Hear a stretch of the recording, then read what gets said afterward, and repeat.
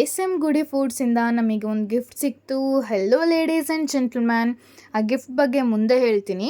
ಬೆಳಗ್ಗೆ ಇವರಿಬ್ಬರು ನೋಡ್ರಿ ಫೋನ್ ನೋಡ್ಕೊತ ಕೂತಿದ್ರು. ಮಾರ್ನಿಂಗ್ 8:30ಗೆ ಐ ವಾಸ್ ಶಾಕ್ ಆ್ಯಂಡ್ ವ್ಲಾಗಲ್ಲಿ ಹಾಕ್ತೀನಿ ಇರು ಅಂತ ವೀಡಿಯೋ ಕ್ಯಾಪ್ಚರ್ ಮಾಡಿಕೊಂಡೆ.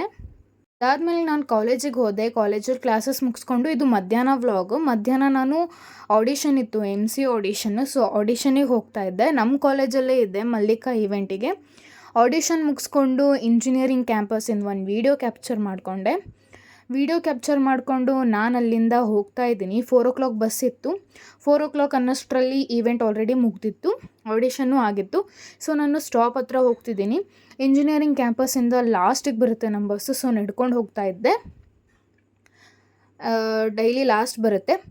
ಆಮೇಲೆ ಬಸ್ಸಲ್ಲಿ ತುಂಬ ರಶ್ ಇತ್ತು, ಯಾಕೆಂದರೆ ಇಂಜಿನಿಯರಿಂಗ್ ಮತ್ತು ನಮ್ಮ ಬ್ಲಾಕಲ್ಲೂ ಬಿಟ್ಟಿರ್ತಾರೆ 4 o'clockಗೆ. ಸೊ ಅದಾದಮೇಲೆ ನನ್ನ ಪಪ್ಪನ ಜೊತೆ ಚೌಕೋ ಜಂಕ್ಷನ್ನಿಗೆ ಹೋಗಿದ್ದೆ.